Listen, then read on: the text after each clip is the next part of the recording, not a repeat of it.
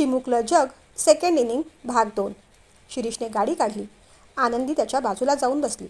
बसल्या बसल्या तिने त्याला बारीक चिमटा काढला. हा, काय करतेस आनंदी? चिमटा का काढलास? त्याने रागानेच विचारलं. बाबांसमोर आईस्क्रीमचं बिल माझ्या नावावर का फाडलत? भावाची बाजू घेत शिरीष म्हणाला. अगं, तुझ्या नावाचं बिल होतं म्हणूनच तर चेक वटला ना, नाहीतर बाहेर पडूच शकलो नसतो. गिरी, अगदी मारकुटी आहे ही. सारखी चिमटे घेत असते. शार्वी करते का रे तुला कधी असं? नाही दादा, ती फार सभ्य आहे. ती चिमटा वगैरे नाही घेत, डायरेक्ट चावते. तो असं म्हणताच आनंदी आणि शिरीष एकमेकांकडे आश्चर्याने पाहू लागले. दादा, इथून लेफ्ट मग राईट. शिरीषने बिल्डिंगसमोर गाडी थांबवली. शार्वी खालीच उभी होती. तिचं सगळ्यात आधी लक्ष गिरीशकडेच गेलं. गिरी, बरं झालं तू आलास.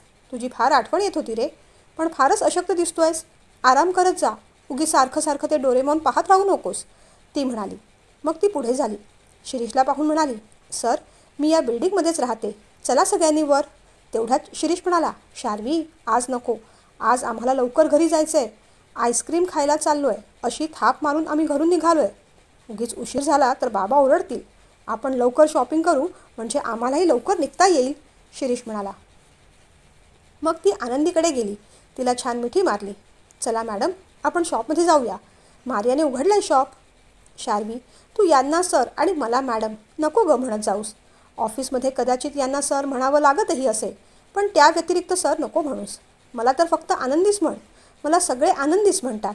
गिरी पण मला आनंदी म्हणतो. मी त्याला किती म्हटलं, अरे मला वहिनी म्हणत जा. वयाने तुझ्या एवढी असले म्हणून काय झालं? मानाने मी मोठी वहिनी आहे तुझी, पण ऐकत नाही तो, आनंदी म्हणाली. मग काय आनंदी, वहिनी तर तू नंतर झालीस माझी, आधी मैत्रीणच होतीस ना. आनंदीच काय, मी कधी कधी हिला आंदू पण म्हणतो. तिच्या बाबांचं नाव आहे ते. कधी कधी मीही प्रेमाने म्हणतो हिला आंदू. आणि मग आम्ही जी काही मस्ती करतो तिला तर आम्ही आंदूगिरी असं नाव दिलं आहे. आनंदी आणि गिरीश दोघांची मस्ती आंदूगिरी. गिरीश असं म्हणताच शार्वीला खूप कौतुक वाटलं. किती गोड आणि छान नातं आहे यांचं. अरे चला, तुमच्या मैत्रीचे किस्से ऐकत राहिलो तर घरी गेल्यानंतर बाबा आपला किस काढतील. चला लवकर, शार्वी, आम्हाला परत पण जायचं आहे, शिरीष म्हणाला. शार्वीने आनंदीचा हात धरला. चला.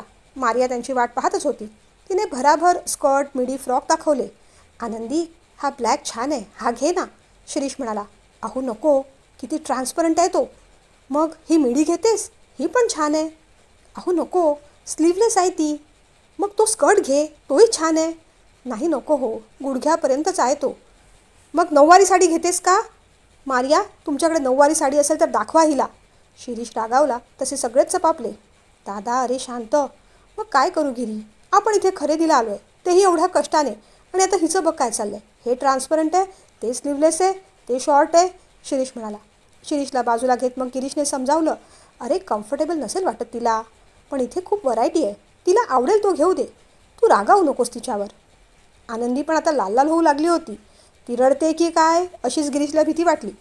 बरं आनंदी, तू शांतपणे तुला जो आवडेल तो ड्रेस निवड. शार्वी, आनंदीला एकदम सोबर असा ड्रेस काढून दे पटकन, गिरीशने मग शार्वीला सांगितलं. तसं शार्वी म्हणाली, मारिया, तो बलून हातांचा थोडा लाँग फ्रॉक आहे ना, बघ अगं, जो मला घ्यायचा होता, माझ्या मापाचा नव्हता, तो दाखव ना, तो आवडेल यांना. मारियाने मग पटकन तो गुलाबी फ्रॉक काढला. आनंदीच्या डोळ्यात आता अश्रू जमा झाले होते. शिरीषलाच कसं तरी वाटलं. आनंदी, सॉरी. नाही चिडणार आता पुन्हा. खरंच सॉरी. जाऊ दे, तुला नसेल घ्यायचं तर जाऊ आपण परत. Maria, we are really sorry, पण आनंदीला बहुतेक नाही आवडले ड्रेस. पुन्हा केव्हा तरी. काहीच प्रॉब्लेम नाही सर, असं म्हणत मारिया ड्रेस आवरू लागली. तेवढ्यात आनंदी म्हणाली, हा पिंक चालेल, छान आहे हा, अगदी सिंड्रेलासारखा. शिरीषला एकदम हसू आलं. आनंदी, तू हा घातलास ना तर तू पण सिंड्रेलाच दिसशील. त्या दोघांचं गोड गुलाबी निरागस प्रेम पाहून शार्वीला खूप छान वाटलं. भारी वाटलं एकदम. त्याने ड्रेस पॅक करून घेतला. चल दादा, आता पटकन आपण कप अँड कोनमध्ये आईस्क्रीम खायला जाऊया. मारिया, तू पण येतेस आमच्यासोबत, शार्वीने विचारलं. नो नो डिअर, मला खूप झोप आली आहे. शॉप बंद करून मी झोपणार. तू तुझी चावी घेऊन जा. मग चौघेही आईस्क्रीम खायला गेले. गिरी, तू जास्त नको रे खाऊस, तुला बरं नाही आहे ना, काळजीने शार्वी म्हणाली.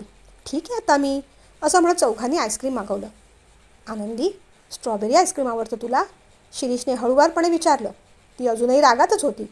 तुला आणखीन एक आईस्क्रीम हवं? म्हणजे तुझा राग थोडा थंड होईल, त्याने चेष्टेनेच म्हटलं. तुम्ही माझ्याशी बोलला नाहीत तरच फार बरं होईल, ती म्हणाली. पण त्याने तिच्या बोलण्याकडे फार लक्ष दिलं नाही. बरं मला सांग आनंदी, हा पिंक ड्रेस तू कधी घालणार? उद्या की परवा? त्याने विचारलं. तसं तुम्हाला सांगायला बांधील नाही मी, पण तरी आता आपलं लग्न झालं आहे, नवरा बायको आहोत म्हणून सांगते आहे, उद्या घालणार आहे. आपण एखाद्या टेकडीवर सनसेट पाहायला जाऊ ना, तेव्हा घालेन, ती म्हणाली. बरं, तो हसून म्हणाला. तेवढ्यात गिरीश आणि शार्वी पण तिथे आले. चौघेही आईस्क्रीम खात होते. तुम्हाला आवडला ना ड्रेस? शार्वीने विचारलं. हो, छान आहे. तुम्हाला माहिती आहे, हा ड्रेस मला पण खूप आवडलेला, पण माझ्या मापाचा मिळाला नाही. एक साईज लहान हवा होता मला. मारियाने माझ्या साईजचा ड्रेस आणला ना, की मग आपण दोघी मिळून सेम ड्रेस घालू. मी तिथे आले ना, की सेम ड्रेस घालून आपण फिरायला जाऊ, ट्विनिंग करू, चालेल? मग आनंदी बिचारी विचारात पडली. काय झालं? शार्वीने पण चिंतेनेच विचारलं. आईबाबांसमोर असे ड्रेस घालता यायचे नाहीत मला. तू घाल, तुला छान दिसेल, आनंदी म्हणाली. का? आईबाबांसमोर का नाही घालता येणार तुम्हाला? त्यांना असे कपडे चालत नाहीत? भीत भीत शार्वीने विचारलं. खरं तर मला माहीत नाही, पण त्यांच्यासमोर असे कपडे घालायला मलाच ऑकवर्ड होईल. म्हणजे बाबांची भीतीच वाटेल थोडी, आनंदी असं म्हणाली. आणि टेन्शन मात्र शार्वीला आलं. काय झालं मिस चार्ली? एकदम का शांत झालीस? गिरीशने तिला विचारलं. खरं सांगू गिरी, प्रेमात होतो ना, तेवढंच बरं होतं. कधी कधी या लग्नाची भीतीच वाटते रे. तिच्या बोलण्याचं गिरीशला पण आश्चर्य वाटलं. का? असं का वाटते? अरे तसं नाही, पण नवीन घर, नवीन माणसं, तिथल्या चालीरीती, त्यांच्या एक्सपेक्टेशन्स, जबाबदाऱ्या, मला झेपेल ना सगळं? शार्वी, आपल्या घरी सगळे खूप चांगले आहेत, प्रेमळ आहेत. आई तर खूप फ्रेंडली आहे. जगातला कोणताही प्रॉब्लेम तू तिच्याकडे बोलूच शकतेस. दादाचा स्वभाव तर तुला माहिती आहे, अंडरस्टँडिंग आहे तो. आनंदीचा तर काही प्रश्नच नाही. दादा एक सोडला तर जगात तिचं कुणाशीच कधीच भांडण होऊ शकत नाही. राहता राहिला प्रश्न बाबांचा.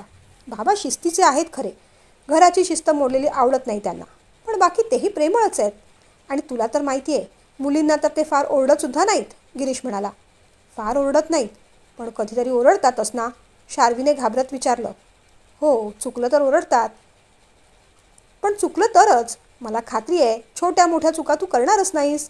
ॲडजस्टमेंटचा तर प्रश्नच नाही. आनंदी आणि आई तुला प्रेमाने समजावतील, समजून घेतील तुला. आणि मी पण आहे ना, मी तुला कधीच एकटं पडू देणार नाही, कधीच सोडणार नाही एकटं. नको काळजी करूस. तशी मग शार्वी थोडी रिलॅक्स झाली. चला, निघायचं का गिरीश? 11:45 होत आले. 11च्या आधी पोचायचे, बाबा म्हणाले होते तसं. निघायलाच हवं आता, शिरीष म्हणाला. गिरीशने मग शार्वीकडे पाहिलं. येऊ आता? त्याने विचारलं. हो गिरी, पण ऑफिस कधी जॉईन करणार तू? तू नाहीस तर कामात मन लागत नाही माझं, ती म्हणाली. लवकर करीन हं, उद्याच विचारतो बाबांना. पण अगदी घाई नको करूस, आधी तब्येतीची काळजी घे. Okay miss Charlie, good night, sweet dreams, स्वप्नात भेटूयाच, गिरीश म्हणाला. आनंदी आणि शिरीष पुढे चालत होते. दादा, तुम्ही बसा गाडीत, पेमेंट करून आलोच मी. बरं ठीक आहे, असं म्हणत ते दोघे गेले. गिरीशने पेमेंट केलं. आईस्क्रीमचं छान चित्र असलेलं एक सुंदर बिल त्याच्या हातात आलं. त्याच्या मनात काय आलं कुणास ठाऊक. त्याने मग त्याच्यावर एक छान हार्ट काढलं. त्यावर लिहिलं, आवर फर्स्ट फॅमिली डेट, गिरी लव्स चार्ली, आणि आजची तारीख टाकली. शार्वी, आजची आपली पहिली ऑफिशियल फॅमिली भेट, मी लिहून ठेवलं ह्याच्यावर. शार्वीने पण तो कागद कौतुकाने पाहिला. गिरी, हा चिमुकला कागद ठेवू का रे माझ्याकडे? ही आपली पहिली ऑफिशियल फॅमिली भेट, आठवणीने जपून ठेवीन मी. तो हसला आणि तिच्या डोक्यावर हात ठेवला. तू हो पुढे, दादा आणि आनंदीला बाय करून घे, मग आम्ही निघतो. शार्वी पुढे झाली. मॅडम, हॅपी जर्नी, ती म्हणाली. शार्वी, पुन्हा तेच. गिरीशने सांगून झालं, आनंदीने सांगून झालं, आता मी चिडून सांगायला हवं आहे का? मॅडम आणि सर नका म्हणत जाऊ आम्हाला, शिरीष जरा रागावूनच म्हणाला. पटकन शार्वीच्या डोळ्यात पाणी आलं. सर, शेवटी तुम्ही डायरेक्टरच आहात, मी एक साधी स्टाफ. हा एवढा बदल मनाला आणि बुद्धीला एवढ्या लवकर झेपत नाही आहे. शिरीषने मग तिच्या डोक्यावर हात ठेवला.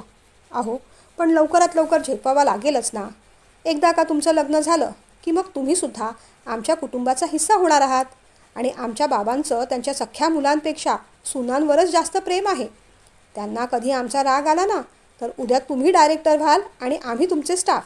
तेव्हा तुम्ही अजिबात ऑकवर्ड वाटून घेऊ नका, हसत हसत शिरीष म्हणाला.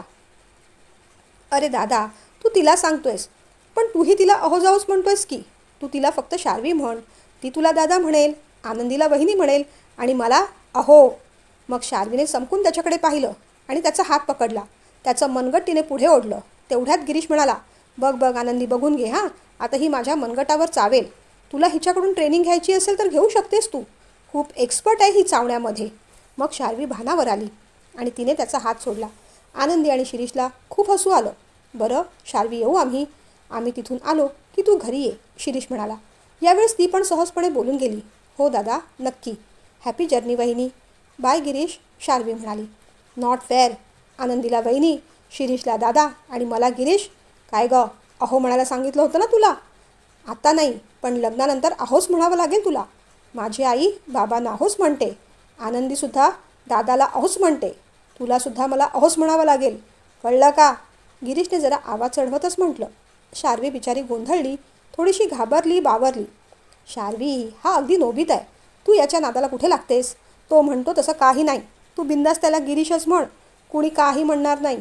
उलट मीच आनंदीच्या मागे लागलेलो असतो की अगं मलासुद्धा अहो जाहो नको म्हणूस, शिरीषच म्हण. पण ती काही ऐकत नाही. असो, बघू आता या 2 दिवसात तरी काही ट्रान्सफॉर्मेशन होतं आहे की नाही ते. तो असं म्हणाल्यावर तिघेजण हसले. शार्वीला बाय करून हे तिघं घरी आले.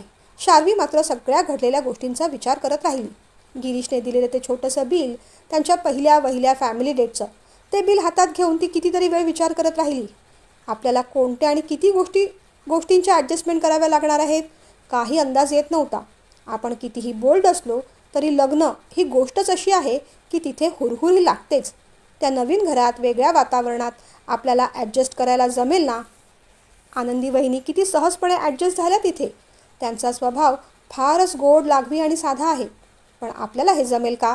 त्या विचारातच ती झोपली. छोटंसं चिमुकलं बिल आठवण म्हणून तिने तिच्याकडे ठेवलं होतं. ते कायमच ती तिच्याकडे ठेवणार होती, एक छान गोड आठवण म्हणून. ते मात्र तिने जपून बाजूच्या फाईलमध्ये ठेवून दिलं. हे तिघेही रात्री घरी येऊन गपचूप झोपून गेले. सकाळी आनंदी लवकर उठली. नूतनताईसुद्धा तिच्या पाठोपाठ उठल्या. आई, सगळ्यांसाठी उपमा आणि चहा करून ठेवलाय. बाबांचा कोरा चहासुद्धा केलाय. होती तेवढी भांडी घासून ठेवली. तुम्ही फार त्रास करून घेऊ नका. बदलीला कुणी बाई मिळते का ते पहा. नूतनताईंनी तिच्या गालावरून हात फिरवला. आनंदी, 2 दिवस तुझ्याशिवाय राहणं म्हणजे कठीणच आहे गं. तू नजरेसमोर नसलीस की मन अगदी बेचैन होऊन जाईल माझं. पण आता इथली काळजी करू नकोस. 2 दिवस फक्त स्वतःचा आणि शिरीषचा विचार करायचा. हे 2 दिवस एकमेकांबरोबर छान घालवायचे, मजा करायची. तो चिडला, चिडू देत. तू रडत कुढत राहू नकोस हां, समजलं का? तेवढ्यात विश्वराजसुद्धा बाहेर आले. झाली तयारी आनंदी? त्यांनी विचारलं. हो बाबा. त्यांनी मग देव्हाऱ्यातली उदी काढली. शिरीष, बाहेर ये जरा. त्यांनी मग दोघांच्या कपाळावर देवाची उदी लावली. सांभाळून जा, सुखरूप या. आनंदीने पटकन आईबाबांना नमस्कार केला. आणि मग तिचं पाहून शिरीषने सुद्धा. आई, गिरी झोपलाय, त्याला बाय सांगा हं, आनंदी म्हणाली. झोपेल नाही तर काय? रात्री उशिरा आला असणार ना तुम्ही? रात्री किती वाजता आला होतात ग आनंदी? विश्वराजांनी विचारलं. आता ही खरा वेळ सांगते की काय, या भीतीने शिरीष पटकन म्हणाला. 11:15 आणि आनंदी बोलून गेली 12:15. विश्वराजांनी शिरीषकडे जरा रागानेच पाहिलं. दोघांचा टाईम वेगवेगळा कसा? दोघेही वेगवेगळ्या देशात राहता की काय? की घड्याळच कळत नाही आपल्याला? काय रे शिरीष? बिचारी शिरीष आणि आनंदी दोघेही गोंधळले. विश्वराज पुढे काही बोलणार तेवढ्यात नूतनताई म्हणाल्या. चला चला चला, निघा लवकर. लवकर निघाला तर ट्रॅफिक कमी लागेल. बरं आई, बरं बाबा, येतो आम्ही, असं म्हणत दोघांनी पटापट आपल्या बॅग उचलल्या आणि पटकन बाहेर पडले. थोड्या वेळाने गिरीशसुद्धा आळोखे पिळोखे देऊन उठला. समोर बाबा चहा घेत होते. गुड मॉर्निंग बाबा. गुड मॉर्निंग, बाबा म्हणाले. तो फ्रेश होऊन आला. त्याने नूतनताईंना विचारलं. आई, दादा आणि आनंदी गेले? हो गेले, तुला बाय सांगितलंय. लवकर उठायला झालं नाही मला, गिरीश म्हणाला. आई, आल्याचा चहा दे ना, घसा दुखतोय माझा. का रे, घसा का दुखतोय? नूतनताईंनी काळजीने विचारलं. अजूनही कळलं नाहीच का तुला नूतन, त्याचा घसा का दुखतोय ते? रात्री आईस्क्रीम खायला गेले होते. गिरीश, ताप वगैरे आला ना तर बघच मग तू. तुझे सगळे लाड भोवतायत नूतन. मी सांगतो ना, एक दिवस तुझ्या या लाडानेच मुलांचं नुकसान करून ठेवणार आहेस तू. आता आल्याचा चहा द्या, मग काढा द्या. विश्वराज वैतागत म्हणाले. तेवढं काही नाही झालं बाबा, ठीक आहे मी. हो ना, ठीकच राहा, तेच बरं आहे तुझ्यासाठी. बरं बाबा, आज थोडा वेळ ऑफिसला येऊ तुमच्यासोबत? खूप कामं राहिली आहेत माझी, त्याने विचारलं. नको, विनीत आज जॉईन होणार आहे, तू आठवडाभर आराम कर. येतो ना बाबा. अहो खरंच किती कामं पेंडिंग राहिली आहेत माझी. तो बोलत राहिला आणि विश्वराज मात्र त्याच्याकडे दुर्लक्ष करत म्हणाले. नूतन, माझा नाश्ता आण गं, लवकर निघायचं आहे मला. गिरीशला बाबांचा राग येत होता. त्याला वाटलेलं कामाचा बहाणा सांगितला तर ते ऐकतील नक्की. पण त्याचं काही चाललं नाही. बाबा निघून गेल्यानंतर मात्र तो नूतनताईंना म्हणाला. आई, मी आठवडाभर आराम करणार नाही, मला जायचं आहे ऑफिसला. मग मला काय सांगतोस? हेच मगाशी बाबांना सांगायचं होतं ना, ते होते की समोर. नूतनताई म्हणाल्या. तू सांग ना, माझं ऐकत नाहीत ते. वैतागत गिरीश म्हणाला. अजिबात नाही. आत्ताच आईस्क्रीमवरनं किती भडकले होते, पाहिलंस ना? तुम्ही तिकडे काहीही करा, तू आठवडाभर जाऊ नकोस, नाही तर वर्षभर. मला त्याच्याशी काही घेणं देणं नाही. या तरी प्रकरणात मी मध्ये पडणार नाही. मला बरीच कामं आहेत. गिरीश घरी बसून वैतागला होता. त्याला शार्वीची सारखी आठवण येत होती. आनंदी, आपण गावाहून येताना एकत्र आलो, त्याच्यानंतर एवढा मोठा प्रवास पहिल्यांदाच करतोय ना गं? शिरीषने विचारलं. हो, पण काय हो, तुम्हाला ड्रायव्हिंग करून कंटाळा नाही येत? तिने विचारलं. येतो कधी कधी, पण आता करावीच लागते आणि सवय झाली आहे मला, तो म्हणाला. मग तुम्ही मला पण शिकवा ना ड्रायव्हिंग. तुम्हाला कंटाळा आला की मी करत जाईन, ती म्हणाली. बरं, आपण पुन्हा आपल्या घरी गेलो ना की मग तू ड्रायव्हिंग शिक. तू ड्राईव्ह कर आणि मग मी तुला बघत बसेन. तो तसं म्हणाला तशी ती लाजली. तू लाजताना खूप गोड दिसतेस आनंदी. तशी रागावताना पण छान दिसतेस. पण रडताना मात्र आवडत नाहीस मला तू, तो म्हणाला. मग मला रडवतोच कशाला तुम्ही? तिच्या प्रश्नावर त्याला हसू आलं. मी कुठे रडवतो? मी तुला सुई टोचतो की काटे? तुझी तूच रडतेस. अगदी रडूबाई आहेस तू.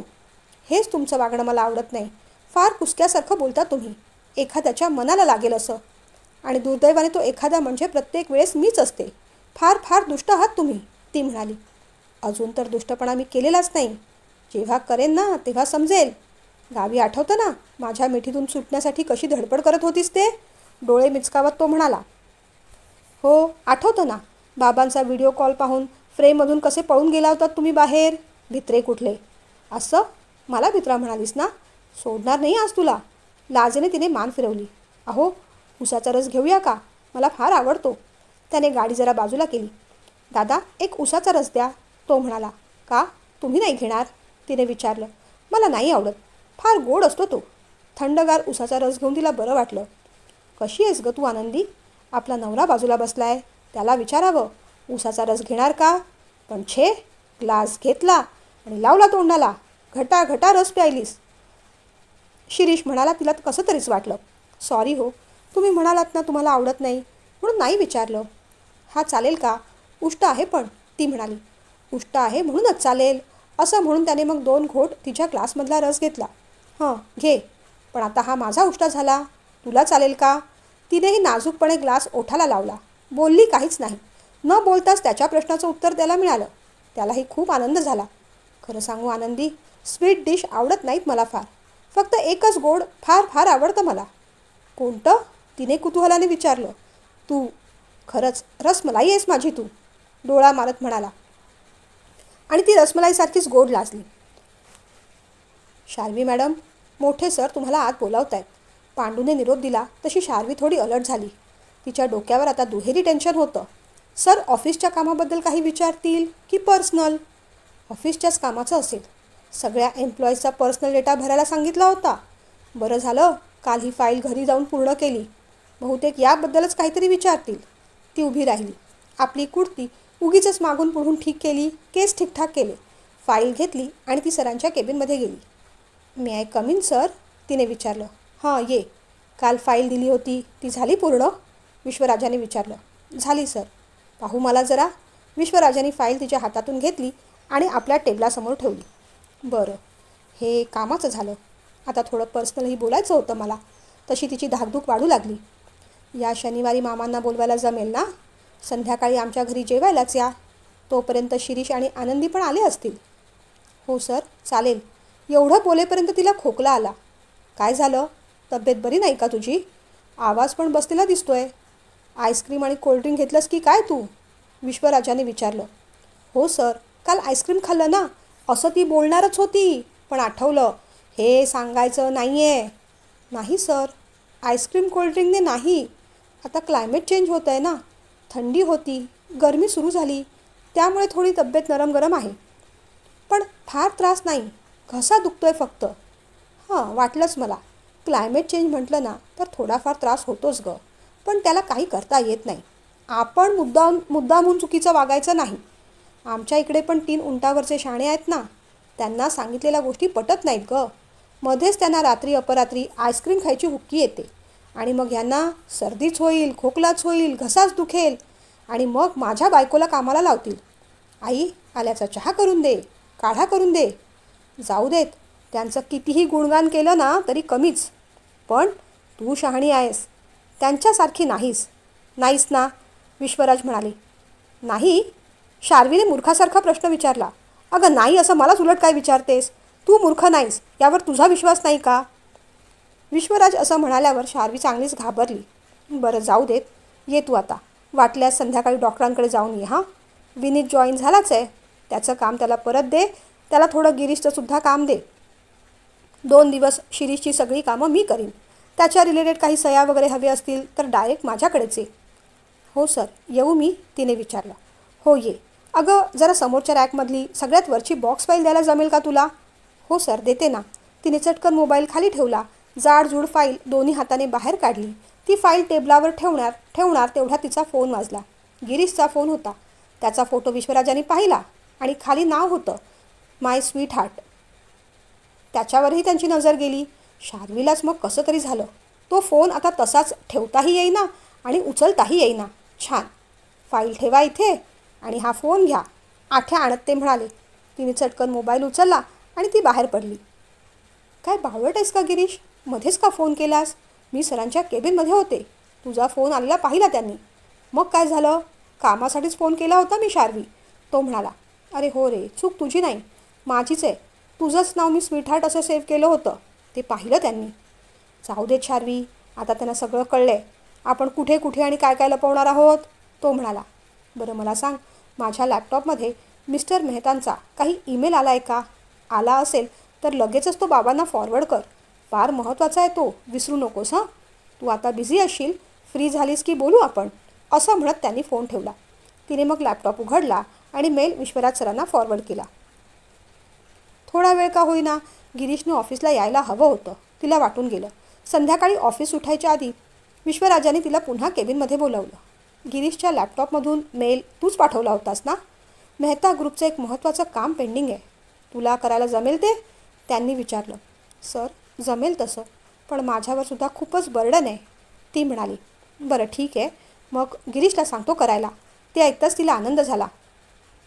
कशीबशी हिंमत करून तिने विचारलंच. उद्या ऑफिसला येणार आहे का गिरीश? नाही, ऑफिसच घरी घेऊन जाणार आहे त्याच्यासाठी मी. त्याचा लॅपटॉप इथे आणून ठेव जरा. तिचा बिचारीचा चेहरा पडला. ओके सर, असं म्हणत ती जाणार तेवढ्यात विश्वराजाने तिला पुन्हा थांबवलं. थांब गं जरा. त्यांनी मग एम्प्लॉईज डेटा फाईलमध्ये तिने खोचलेला छोटासा कागद काढला आणि तिला परत दिला. घ्या हे.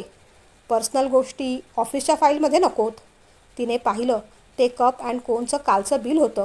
आपलं हृदयच बाहेर येतं की काय असं तिला झालं. ते छोटंसं बिल, त्यावर हार्ट, त्यात गिरी आणि शार्वी लिहिलेलं, कालची तारीख टाकलेली. ते बिल हातात घ्यायलासुद्धा तिचे हात आता थरथरत होते. तुला खोटं का बोलावं लागलं ते विचारणार नाही मी, कारण अजून तरी तुझ्यावर माझा तेवढा अधिकार नाही. पण बेटा, वडिलकीच्या नात्याने एक गोष्ट सांगतो, खोटं बोलणं हे वाईटच. मग ते सहज बोललेलं खोटं असो किंवा मुद्दामून. आणि त्याही उपर खोटं बोलणाऱ्यांची साथ देणं हे सुद्धा चुकीचंच. बाकी त्या तिघांकडे तर मी पाहणार आहेच, पण तूही लक्षात ठेव, मी नेमकं काय म्हणतोय हे समजण्याइतपत हुशार तू निश्चितच आहेस. येऊ शकतेस तू आता. एवढं म्हणून विश्वराज पुन्हा कामाला लागले. सॉरी सर, ती बोलली खरी, पण विश्वराजाने तिच्याकडे जराही लक्ष दिलं नाही. फार लाज वाटली तेव्हा तिला. आपण खरं बोललो असतो तर ते तिघे अडकले असते, पण खोटं लपलं जाईल, तेही आई वडिलांपासून, असं जगात एकही झाकण निर्माण झालेलं नाही. आपण आपल्या बाजूने तरी यापुढे सरांसमोर खोटं बोलायचं नाही, स्वतःसाठी नाही आणि कुणासाठीही नाही. हे मात्र तिने मनोमन ठरवून टाकलं. संध्याकाळी निमूटपणे तिने गिरीशचा लॅपटॉप सरांच्या टेबलवर नेऊन ठेवला. आई, मी तुला शेवटचं सांगतोय, मी उद्यापासून ऑफिसला जाणार म्हणजे जाणार. घरी बसून कंटाळा आलाय गं मला. माझी किती कामं ऑफिसमध्ये पेंडिंग आहे माहिती आहे तुला, ती करायला नको का? गिरीशने रागारागानेच नूतनताईंना विचारलं. अरे गिरी, सकाळपासून हे वाक्य 25 वेळा तरी बोलून झालास रे तू. माझ्यासमोर बोलून काही फायदा होणार आहे का? थोड्या वेळाने बाबा घरी येतील. तुझ्यात हिंमत असेल तर तू हे वाक्य त्यांच्यासमोर बोलून दाखव. नूतनताईंनी समजावलं. बोलणारच आहे मी, आता मी मोठा झालो आहे. मी तुलाही घाबरत नाही आणि त्यांनाही. आणि ऑफिसलाच जायचं म्हणतोय ना, पिकनिकला नाही. परवानगी द्यायला काय हरकत आहे मग त्यांना? गिरीशने विचारलं. अरे पण तुला कावीळ झाली आहे. डॉक्टरांनी विश्रांती करायला सांगितली आहे म्हणून म्हणतायत ना ते तसं. इतकी साधी गोष्ट कशी रे कळत नाही तुला? नूतनताईंनी समजावलं. तेवढ्यात विश्वराजांच्या गाडीचा आवाज ऐकू आला. बाबा आले, बोल आता त्यांच्याशी काय बोलायचं ते. पण लगेच विषय नको काढूस, आधी त्यांना फ्रेश होऊ दे, मग बोल. असं म्हणत नूतनताई आत गेल्या. गिरीशने टी व्ही बंद केला आणि उगीचच समोरचं पुस्तक घेऊन वाचायची ॲक्टिंग करू लागला. विश्वराज आत येऊन बसले. नूतनताईंनी पाणी आणून दिलं. अहो, आज जरा दमल्यासारखे वाटतंय. हो गं, ऑफिसमध्ये काम बरंच आहे, त्यात शिरीसुद्धा नाही. बस, बाबा एवढं बोलले तोच गिरीशला चान्स मिळाला. मग बाबा, मी करतो ना तुम्हाला मदत. मी करेन दादाचं काम. मला बरं वाटतंय आता. माझीसुद्धा किती कामं पेंडिंग राहिली आहेत. उद्या येऊ का तुमच्यासोबत मी ऑफिसला? त्याने विचारून टाकलं. मलाही तसंच वाटत होते रे गिरी. ऑफिसमध्ये खरंच खूप कामं पेंडिंग आहेत. असंही घरी बसून त्या जपानी मुलांची भांडणं बघत बसतोच ते डोऱ्यामॅन का काहीतरी. डोरेमोन बाबा. हां रे, तेच ते. आराम तर तू करत नाहीसच. त्यापेक्षा म्हटलं कामच करशील.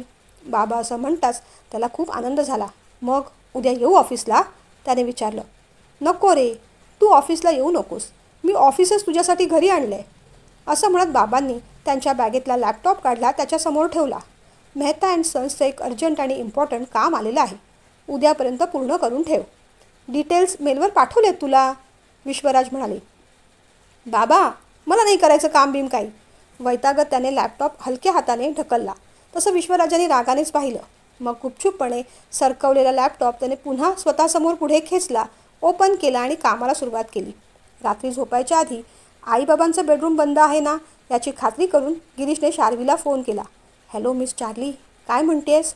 दिवस खूप बिझी गेला असेल नाही तुझा? गिरीशने विचारलं. गिरी, आज ऑफिसमध्ये काय काय झालं माहिती आहे तुला? शार्वीने जरा काळजीनेच म्हटलं. का गं, काय झालं?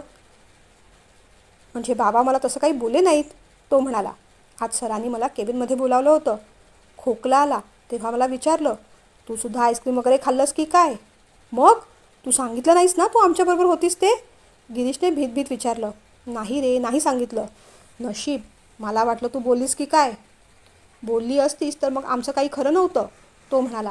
पुढचं तर ऐक, म्हणजे कळेल वाट लागली आहे की अजून लागायची बाकी येते. असं म्हणताच त्याचे डोळे जरा मोठे झाले. का, असं काय केलंस तू? गिरी, ते कप अँड कोनचं बिल होतं ना, ज्यावर तू हार्ट बनवलं होतंस, आपल्या दोघांची नावं लिहिली होतीस, ते रात्री झोपेत मी ऑफिसच्या फाईलमध्ये ठेवलं आणि नेमकी ती फाईल सरांकडे गेली.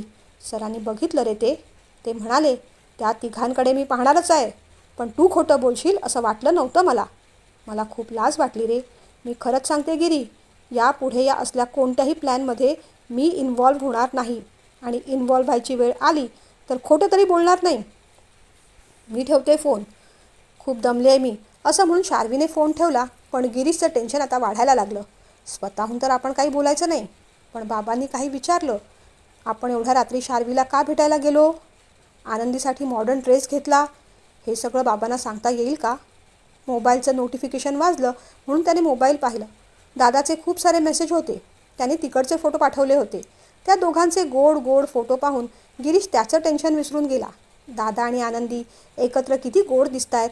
हे देवळातले फोटो, आनंदीने साडी नेसलेले, आणि हे टेकडीवरचे मॉडर्न फ्रॉक घातलेला. आनंदीच्या गळ्याभोवती गुंफलेले दादाचे हात, तिला अगदी जवळ घेऊन. किती छान फोटो आहेत हे. पण नक्कीच दादा हे असे फोटो आईबाबांना पाठवणार नाही. त्याने दादाचं स्टेटस पाहिलं. स्टेटसवर दादाने फक्त देवळातले, म्हणजे त्याने सदरा घातलेला, पायजमा घातलेला आणि आनंदीने साडी नेसलेली. त्याने दादाचं स्टेटस पाहिलं. स्टेटसवर दादाने फक्त देवळातले, म्हणजे दादाने सदरा पायजमा घातलेला आणि आनंदीने साडी नेसलेली असे फोटो लावले होते, सात्विक आणि सोज्वळ. ते पाहून त्याला जरा बरंच वाटलं. काय गं नूतन, गालातल्या गालात काय हसतेस? विश्वराजांनी असं विचारल्यावर नूतनताई पण दिलखुलास हसल्या. एक गोष्ट सांगितली आणि दाखवली तर मुलांवर तुम्ही रागवणार नाहीत ना? त्यांनी विचारलं. रागावण्यासारखी गोष्ट असेल तर निश्चितच रागवेन, नसेल तर नाही रागवणार. इतकं सोपं उत्तर आहे त्याचं, स्पष्टपणे विश्वराज म्हणाले. अहो असं काय, रागवू नका हो. मजा मस्ती करायचं मुलांचं वय आहे. काही गोष्टी त्यांना स्पष्टपणे तुमच्याकडे नाही बोलता येत, पण त्यात तुम्हाला फसवण्याचा उद्देश नसतो. त्यांचा तुमच्याबद्दल त्यांना आदरयुक्त भीतीच आहे, म्हणून काही गोष्टी तुमच्याशी स्पष्टपणे बोलता येत नाहीत त्यांना. माझ्याबद्दल आदरयुक्त भीती? छे, भीतीयुक्त आदर आहे. माझी भीती वाटते म्हणून नाईलाजाने आदर देतात मला. म्हणूनच तर सगळी लपवाछपवी चालू आहे, आणि दुर्दैवाने तुझीसुद्धा त्यांना साथ आहे. विश्वराज असं म्हणताच नूतनताईंनी त्यांचा हात हातात घेतला. असं काय म्हणता? थोडं त्यांच्याही कलेने घ्यायला नको का? मुलं मोठी झाली आहेत, मग त्यांना त्यांचा फ्रीडम द्यायला नको का? नूतनताई म्हणाल्या, द्या ना, जरूर द्या. पण त्यातून जर काही नको त्या गोष्टी घडल्या तर त्याचे परिणाम भोगायला त्यांनीच तयार राहिलं पाहिजे. मग सॉल्युशनसाठी माझ्याकडे यायचं नाही, हे सुद्धा त्यांना सांगून ठेवायचं. विश्वराज जरा रागानेच म्हणाले, अहो असं काय म्हणता? एवढं काय केलं आहे त्यांनी? नूतनताईंनी काळजीने विचारलं. शिरीष, आनंदी आणि गिरीश रात्री आईस्क्रीम खायला कुठे गेले होते? आणि त्यांच्याबरोबर आणखीन कोण होतं? खोटं बोलू नकोस, सगळं समजलं आहे मला. नाही बोलणार खोटं. त्या तिघांबरोबर शार्वीसुद्धा आईस्क्रीम खायला गेली होती. त्यात काय एवढं? सहजपणे नूतनताई म्हणाल्या. त्यात काय एवढं? शिरीष आणि गिरीश मुलगे आहेत तुझे, म्हणून तू अशी बोलू शकतेस. पण त्यांच्या जागी जर तुझी मुलगी असली असती तर रात्री 11-11:30 वाजता तिला एकटीला अशा परक्या लोकांबरोबर पाठवताना तू असंच म्हणाली असतीस? तू पाठवलंही असतंस, मी नसतं पाठवलं. मग मला कोणी कितीही ऑर्थोडॉक्स म्हटलं तरी चालेल. गिरीश आणि शार्वीचं लग्न व्हायचं आहे अजून. उद्या काही कमी जास्त झालं तर त्याची जबाबदारी कोण घेणार? मुळात एवढ्या रात्री शार्वीला घेऊन जायची गरजच काय पडली त्यांना? विश्वराजांनी थेट प्रश्न केल्यावर नूतनताईसुद्धा घाबरल्या. चिडू नका, सगळं सांगते खरं. शिरीष आनंदीला फिरायला जायचं होतं. आनंदीसाठी काही कपडे घ्यायला म्हणून ते शार्वीच्या इथे बुटीकमध्ये गेले आणि जवळच त्या चौघांनी आईस्क्रीम खाल्लं. तेवढं रिस्की नव्हतं होते. नूतनताईंनी मॅटर थंड करायचा प्रयत्न केला. अच्छा, आणि आनंदीला एवढी कपड्यांची चणचण अचानक का भासली? असे कोणते कपडे घेऊन जायचे होते तिला? नूतनताईंनी मग मोबाईल पुढे केला आणि आनंदी आणि शिरीषचे मॉडर्न ड्रेसवरचे कपडे दाखवले. विश्वराजांनी मोबाईल खरकन आपल्या हातात ओढला. हे असले तोकडे कपडे घातलेली ही आपली आनंदी आहे? फोटो झूम करत त्यांनी नूतनताईंना विचारलं. नूतनताई काही बोलल्या नाही. विश्वराजांनी फोन गादीवर भिरकावला, लाईट बंद केली आणि झोपून गेले. दुसऱ्या दिवशी विश्वराज जरा शांतच होते. आज ऑफिसला जायची तयारीसुद्धा करत नव्हते. सोफ्यावर ते कितीतरी वेळ तसेच बसून लॅपटॉपमध्ये काही काम करत होते. गिरीशलासुद्धा अनइझी वाटू लागलं. त्याला विचारावंसं वाटत होतं, मला ऑफिसला पाठवत नाहीत तर नाही, निदान स्वतः तरी जा ना. हे असे घरात बसले की टेन्शन असतं. त्यात शार्वीने जे काही काल सांगितलं आहे त्याची तर वेगळीच भीती लागून राहिली आहे. नूतनताईंनीच मग विचारलं, अहो आज ऑफिसला जाणार नाही आहात का? जाणार आहे. मग तब्येत बरी नाही का? नूतनताईंनी भीतच विचारलं. बरं आहे मी, उशिरा जाणार आहे, विश्वराज म्हणाले. अहो पण मग अशी तुटक उत्तरं का देताय? नीट सांगा की. ऑफिसला उशिरा का जाणार आहात ते? नूतनताईंनी पुन्हा विचारलं. का सांगायचं मी तुम्हाला सगळं? तुम्ही मला काही सांगू नका, मी मात्र तुम्हाला सगळं सांगायचं, बरोबर ना? असो, आज शार्वीच्या मामांना फोन करायचा आहे मला. तो करीन आणि मग निघेन मी. गिरीशने हळूच त्यांच्याकडे पाहिलं. तुला काल दिलेलं काम झालं तुझं? विश्वराजाने विचारलं. तेच करतोय बाबा. दुपारपर्यंत पूर्ण व्हायला हवं. हां, झालं की मेल करून टाक मला. हो. बाकी जास्त काही बोलायची त्याच्यात हिंमत नव्हती आज. विश्वराजाने घड्याळाकडे पाहिलं. बरोबर 10:15 वाजता त्यांनी मोबाईल काढला, फोन फिरवला. हां नमस्कार, मी विश्वराज सावंत बोलतो आहे, गिरीशचे वडील. आपण शार्वीचे मामा ना? शार्वी आपल्याला सगळं काही बोलली आहे ना? ठीक. मग या शनिवारी मुंबईला आमच्या घरी येऊ शकाल? जेवायलाच या. तिथून पलीकडून ते काय बोलले कळलं नाही, पण मग बाबा म्हणाले, बरं तेही ठीक, पण जेवायला आला असता तर आम्हाला अधिक आनंद वाटला असता. ठीक आहे, यावेळेस नाही जमलं, पुढच्या वेळेस मात्र नक्की जेवायला यायला हवं. ठीक आहे, 5 वाजता चालेल, भेटू मग, असं म्हणत त्यांनी फोन ठेवला आणि मग ते उठले. नूतन, या शनिवारी शार्वी तिच्या मामामामींना घेऊन 5 वाजता आपल्याकडे येणार आहे. मला वाटतं आनंदी आणि शिरीसुद्धा शुक्रवार दुपारपर्यंत यायला हरकत नाही. बोलणी विशेष अशी काही नसतील, फक्त लग्न गावी व्हावं अशी इच्छा त्यांनी बोलून दाखवली. बघू कसं काय करायचं ते. सध्या मी निघतो ऑफिसला, असं म्हणून ते तयारी करायला निघून गेले. त्यानंतर मग गिरीशने आईला विचारलं, आई, मूड ऑफ काय यांचा? अरे ते आईस्क्रीमचं आणि आनंदीच्या फ्रॉकचं सगळं कळलं आहे त्यांना. त्यांनी फोटो पाहिलेत, म्हणजे मीच दाखवले. पण त्यांनी असे प्रश्न विचारले ना की खोटं बोलायची माझी हिंमतच झाली नाही रे. खरं सांगू गिरी, यांच्याशी खोटं बोलायला मला अजिबात आवडत नाही.